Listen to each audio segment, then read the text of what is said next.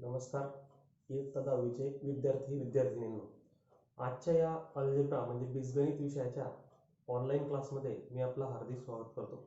विद्यार्थी मित्रांनो, आपली नुकतीच प्रथम सत्र परीक्षा झालेली आणि त्याआधी आपण बीजगणिताचा चौथा धडा सुरुवात केलेली होती आणि 4.2 पर्यंत आपलं शिकवून झालेलं होतं. विद्यार्थी मित्रांनो, हा जो धडा आहे ज्याचं नाव आहे फायनान्शियल प्लॅनिंग म्हणजे अर्थनियोजन, तर या धड्यामध्ये आपण सुरुवातीला जीएसटी म्हणजे काय त्याची ओळख करून घेतली. एसजीएसटी, सीजीएसटी कशा प्रकारे आकारले जातात, त्यानंतर जीएसटीची साखळी कशी असते, व्यापारी, उत्पादक, ग्राहक यांच्यामधली, हे सुद्धा आपण पाहिलं आणि त्यावर आधारित बरीचशी उदाहरणं सुद्धा आपण सोडवलेली आहेत. तर आता आपण याच्या पुढच्या भागाकडे वळणार आहोत आणि आता आपल्याला जे मुद्दे पाहिजे ते आहेत. सर्वात आधी आपल्याला पाहिजे की जीएसटी मध्ये कंपोजिशन स्कीम, ज्याला आपसमेळ योजना असं म्हटलं जातं. त्यानंतर आपण पाहणार आहोत फ्युचर्स ऑफ जीएसटी म्हणजे जीएसटीची ठळक वैशिष्ट्ये काय आहेत ते आपण पाहणार आहोत. नंतर types of taxes under GST म्हणजे जीएसटीच्या अंतर्गत येणारे वेगवेगळ्या प्रकारचे जे टॅक्स असतात ते कसे असतात ते आपण पाहणार आहोत. नंतर पुढचा मुद्दा आहे आयजीएसटी. आयजीएसटी म्हणजे काय तर इंटिग्रेटेड जीएसटी. हा जो इंटिग्रेटेड जीएसटी असतो हा इंटरस्टेट ट्रेड जेव्हा होतो म्हणजे आंतरराज्यांमध्ये जेव्हा व्यवहार होत असतो त्यावेळेस हा आयजीएसटी आकारला जातो. म्हणजे त्याला आपण एकात्मिक वस्तू व सेवा कर असं त्याला म्हणत असतो. नंतर आपण पाहणार आहोत वेज ऑफ इन्व्हेस्टमेंट म्हणजे गुंतवणुकीचे पर्याय. आपल्याकडे जो पैसा असतो तो पैसा आपण कशा प्रकारे वेगवेगळ्या मार्गांनी गुंतवणूक करू शकतो, इन्व्हेस्ट करू शकतो, त्याचे मार्ग सुद्धा आपण पाहणार आहोत. चला तर मग आपल्या पुस्तकाकडे वळूया आणि हे सर्व मुद्दे पाहूया. विद्यार्थी मित्रांनो, सर्वात आधी आपण पाहूया पहिला मुद्दा आपला आपसमेळ योजना, कंपोजिशन स्कीम. आता ही जी स्कीम असते, ही जी योजना असते, ही अशा व्यापाऱ्यांसाठी असते की ज्यांच्या आर्थिक उत्पन्न जे असतं त्यांची उलाढाल जी असते ती 20 लाख ते 1.5 कोटीपर्यंत आहे. अशा व्यापाऱ्यांसाठी ही जी योजना असते ही शासनाने आणलेली आहे. तर ज्या व्यक्तीच्या व्यवसायाची उलाढाल मागील आर्थिक वर्षामध्ये 1.5 कोटी रुपयांपेक्षा कमी आहे अशांसाठी ही आपसमेळ योजना आहे. या योजनेच्या अंतर्गत जो करदाता असतो म्हणजे कर भरणारा जो व्यक्ती असतो तो शासनाने निश्चित केलेल्या दराने कर भरत असतात. मग आता या ठिकाणी काही उदाहरणं दिलेली पहा. आपसमेळ योजनेतील काही कराचे दर दिलेले. तर पुरवठादार जे आहेत की जसं उपहारगृह ज्याला आपण रेस्टॉरंट वगैरे म्हणतो किंवा खानावळ म्हणतो, अशा ठिकाणी जीएसटीचा जो दर असणार आहे तो 5% असणार आहे. मग या 5%मध्ये 2 प्रकारचे कर असतात, ते म्हणजे सीजीएसटी आणि एसजीएसटी. सीजीएसटी हा केंद्राचा असतो आणि एसजीएसटी हा राज्याचा असतो. हे आपण मागच्याच वेळेस पाहिलेलं आहे. म्हणजे हे जे 5% असतात हे अशा प्रकारे 2 भागांमध्ये विभागलेले असतात. 2.5 आणि 2.5 असे मिळून हे एकूण जीएसटी 5% असतो. त्यानंतर उत्पादक व विक्रेते म्हणजे जो उत्पादक आहे, जो वस्तू तयार करतोय, आणि जो विक्रेता आहे, जो वस्तू विकतोय, तर अशांसाठी जीएसटीचा जो दर असणार आहे तो 1% असणार आहे. आणि हा 1% सुद्धा 2 भागांमध्ये विभागला जाईल, 0.5, 0.5 म्हणजे सीजीएसटी आणि एसजीएसटी. ही योजना जे व्यापारी आत्मसात करत असतात किंवा वापरत असतात त्या व्यापाऱ्यांसाठी शासनाने काही नियम ठरवून दिलेले, ते नियम या ठिकाणी दिलेले आहेत पहा. या योजनेतील व्यापाऱ्यास ग्राहकाकडून कोणताही कर गोळा करता येणार नाही आणि म्हणून त्यामुळे या योजनेमध्ये जो व्यापारी असतो तो ग्राहकाला कर बीजक देऊ शकत नाही. म्हणजे ज्यामध्ये टॅक्स लावलेला असतो अशा प्रकारचं बिल तो त्याला देऊ शकणार नाही. मग तो काय देणार, तर त्यांनी फक्त पुरवठ्याचे बिल द्यायचे की जो वस्तू त्यांनी पुरवठा केला त्याचं बिल द्यायचं आहे, त्यामध्ये मात्र टॅक्स राहणार नाही. जो व्यापारी ही योजना वापरत असेल त्या व्यापाऱ्याने दर 3 महिन्यांनी वर दिलेल्या सारणीनुसार शासनाकडे कराचा भरणा करायचा आहे म्हणजे टॅक्स भरायचा आहे. हा जो वर त्यांनी दिलेला आहे, शासनाने ठरवून दिलेला आहे त्याप्रमाणे. या योजनेतील व्यापारी दुसऱ्या राज्यात विक्री करू शकत नाही. म्हणजे महाराष्ट्रातला जो व्यापारी असेल तो महाराष्ट्रातच विकू शकतो, बाहेर कोणत्याही राज्यामध्ये तो विकू शकणार नाही. परंतु तो इतर कोणत्याही राज्यातून वस्तू खरेदी करू शकतो आणि आपापल्या राज्यामध्ये विकू शकतो. या योजनेतील व्यापाऱ्यांना खरेदीवरील कराची वजावट म्हणजे ITC याचा लाभ मिळणार नाही. इन्कम टॅक्स क्रेडिटचा लाभ याच्यामध्ये मिळत नाही.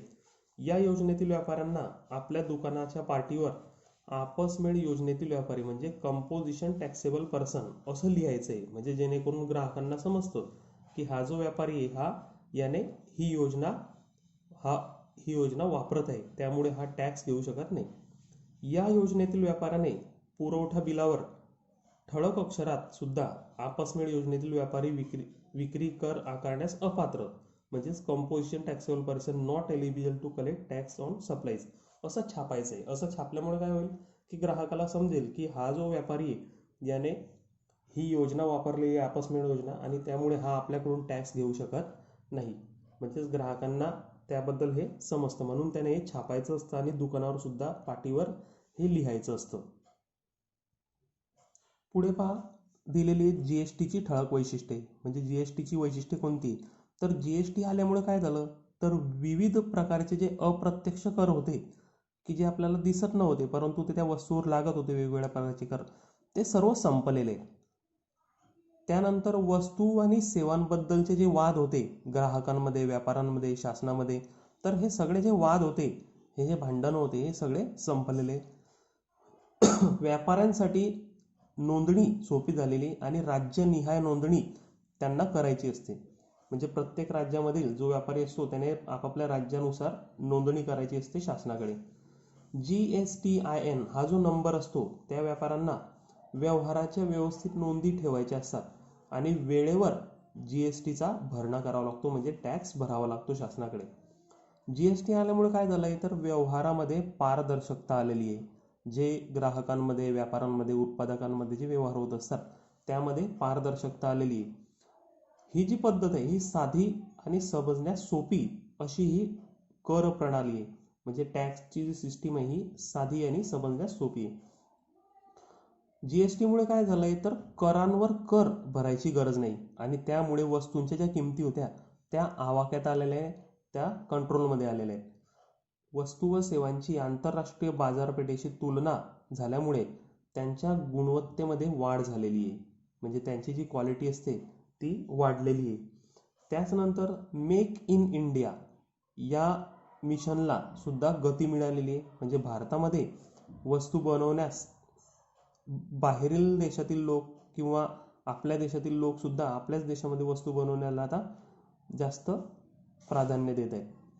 ही जी कर प्रणाली ही तंत्रज्ञान आधारित असल्यामुळे त्वरित निर्णय घेण्यास मदत होत असते. वस्तू व सेवा कर हा जो आहे हा दुहेरी मॉडेल आहे, म्हणजे ड्युअल मॉडेल आहे. म्हणजेच केंद्र आणि राज्य या दोघांसाठी एकाच वेळेस आणि सारखा कर या ठिकाणी आकारला जातो. त्यामुळे केंद्राला सुद्धा आणि राज्याला सुद्धा सारख्या प्रमाणामध्ये व्यापाऱ्यांकडून कर मिळत असतो. पुढे आपल्याला पाहायचं आहे वस्तू व सेवा कराच्या अंतर्गत येणारे वेगवेगळे कर. मग यामध्ये कोणकोणते कर याच्यामध्ये येतात, तर पहा, पहिला जो आहे CGST आणि SGST म्हणजेच केंद्राचा आणि राज्याचा कर. आणि हा जो आहे UTGST, UT म्हणजे अर्बन टेरिटरी, ज्याला आपण केंद्रशासित प्रदेश म्हणतो. जसं दिल्ली केंद्रशासित आहे तर त्या ठिकाणी जो टॅक्स लागणार आहे त्याला UTGST असं म्हटलं जातं. यामध्ये एका राज्यात खरेदी विक्रीचे व्यवहार करणाऱ्या व्यापाऱ्यांसाठी हे कर असतात. त्यानंतर दुसरा जो प्रकार आहे तो आहे आपसमेळ योजना. ती आपण आत्ताच पहिली कंपोजिशन स्कीम, ज्यांची उलाढाल 20 लाख ते 1.5 कोटीपर्यंत आहे अशा व्यापाऱ्यांना या योजनेचा लाभ घेता येतो. त्यांना SGST व CGST वेगळ्या दराने द्यावा लागतो. आणि तिसरा जो प्रकार आहे तो IGST म्हणजेच आंतरराज्यीय व्यवहार करणाऱ्या व्यापाऱ्यांसाठी असतो.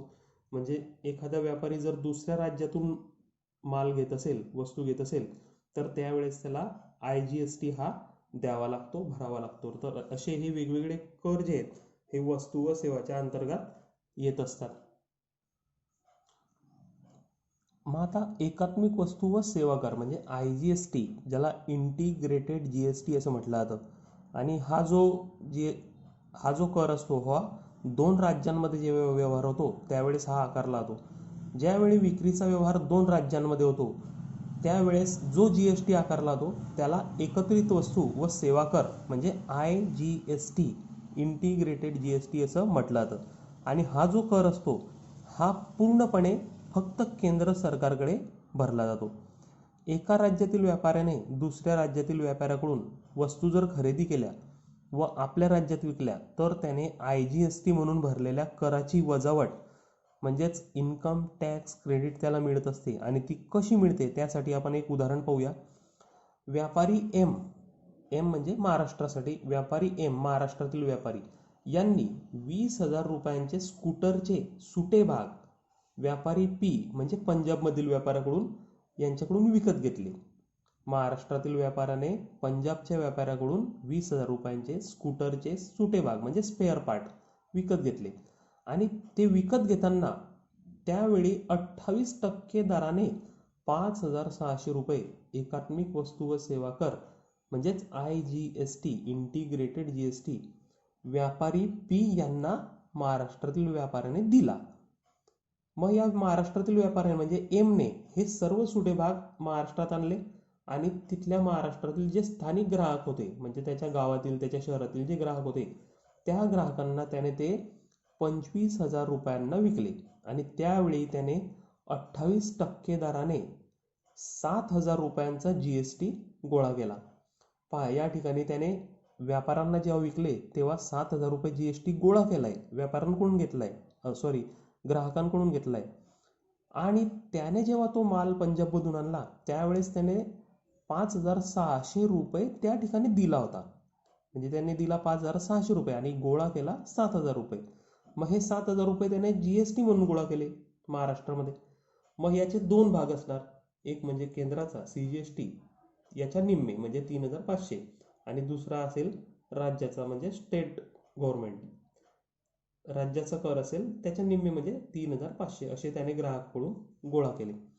आता शासनाकडे जो कर त्याला भरायचा आहे तो भरणा करताना त्याला 5,600 रुपयांची सूट मिळेल, कारण त्याने तो आधीच भरलेला आहे. पंजाबमध्ये जेव्हा त्याने वस्तू घेतल्या तेव्हा त्याने 5,600 रुपये भरलेले. मग याची त्याला सूट मिळाली पाहिजे. मग ती सूट कशी त्याला मिळेल आता पुढे पाहूया आपण. IGSTचे क्रेडिट घेताना प्रथम IGST साठी, त्यानंतर CGST साठी आणि उरलेलं जे क्रेडिट असतं ते SGST साठी म्हणजे राज्याच्या करासाठी वापरलं जातं. मग आता येथे एम यांच्या विक्रीच्या व्यवहारात IGST नाहीये आणि म्हणून आधी CGST आणि नंतर SGST साठी त्याने क्रेडिट घ्यायचे. मग आता त्याचं देय CGST सर्वात आधी त्याचं देय CGST किती आहे 3,500 आणि या 5,600 पैकी त्याला एवढी सूट मिळणार. सर्वात आधी CGST साठी जो सूट घेणार म्हणजे 3,500 आणि 5,600 पैकी त्याला सूट मिळाली 3,500 म्हणजे त्याला केंद्राला द्यायचे 0 रुपये म्हणजे केंद्र सरकारला तो कोणत्याही प्रकारचा कर देणार नाही. मग आता 5,600 पैकी त्याने 3,500 रुपयांची सूट वापरली या ठिकाणी केंद्रासाठी, बरोबर. मग 3,500 जर वापरले तर 5,600 रुपयांपैकी किती उरले, 5,600 वजा 3,500 बरोबर 2,100 रुपयांचं क्रेडिट त्याच्याकडे बाकी आहे. आणि हे तो क्रेडिट कशासाठी वापरणार आता, राज्यासाठी. म्हणजे राज्याला जो कर द्यायचा आहे त्याला त्या करातून त्याला 2,100 रुपयांचं क्रेडिट मिळेल, सूट मिळेल. मग आता केंद्राला किती द्यायचं आहे 3,500. मग 3,500 मधून हे 2,100 याची सूट मिळाली, उरले 1,400 रुपये. म्हणजे हे 1,400 रुपये महाराष्ट्रातील व्यापारी जो आहे त्याला राज्य सरकारकडे भरावे लागतील. तर अशा प्रकारे हा जो ITC असतो म्हणजे इन्कम टॅक्स क्रेडिट असतो तो या प्रकारे त्या व्यापाऱ्याला मिळत असतो. या ठिकाणी थोडक्यात दिलेले पहा, खरेदीच्या वेळी दिलेला ITC IGSTचे क्रेडिट घेताना म्हणजे 5,600 सुरुवातीला IGST त्याला लागणार नाही त्यामुळे 0 सूट मिळणार. नंतर या 5,600 पैकी त्याने वापरले केंद्रासाठी जी सूट वापरली 3,500. नंतर उरलेल्या 2,100 रुपयाची सूट वापरली SGST साठी. मग 3,500 मधून 2,100 गेले तर त्याला 1,400 रुपये हा राज्याचा कर भरावा लागेल. अशा प्रकारे हा ITC तो व्यापारी घेत असतो. पुढे आपण पाहूया की गुंतवणुकीचे मार्ग. विद्यार्थी मित्रांनो, आपल्या घरामध्ये आपले वडील किंवा मग आई काही ना काही काम करत असतात. म्हणजे कोणी नोकरी करणार, कोणी व्यापार करणार आणि त्यातून ते पैसे कमवत असतात. मग घर खर्च वगैरे सगळं खर्च उरल्यावर बऱ्याच वेळा काही पैसे शिल्लक राहतात. मग या शिल्लक पैशांचं काय करायचं? तर त्या ठिकाणी वेगवेगळे गुंतवणुकीचे मार्ग आहेत की सर्व खर्च वजा जाता आपल्याकडे जो पैसा उरत असेल तर तो आपण वेगवेगळ्या प्रकारे गुंतवू शकतो. मग गुंतवणुकीचे मार्ग या ठिकाणी दिलेले वेगवेगळे म्युच्युअल फंड्स आहेत, डिबेंचर्स, वेगवेगळ्या प्रकारचे बॉन्ड्स आहेत. नंतर मुदत ठेव बँकेमध्ये करू शकतो आपण, रिकरिंग खाते, शेअर्स आपण घेऊ शकतो. नंतर विविध प्रकारचे विमे म्हणजे पॉलिसीज, भविष्य निर्वाह निधी, स्थावर मालमत्ता म्हणजे जमीन वगैरे अशा प्रकारे आपण घेऊ शकतो, त्यामध्ये पैसा अटकवू शकतो. आणि दागिने. तर असे वेगवेगळे मार्ग हे गुंतवणुकीसाठी आहेत आणि त्यामध्ये गुंतवणूक केली असता आपला जो पैसा असतो तो हा वाढत असतो. तर पुढच्या तासामध्ये आपण यापैकी काही गुंतवणुकीचा मार्ग आणखी चांगल्या प्रकारे अभ्यासूया.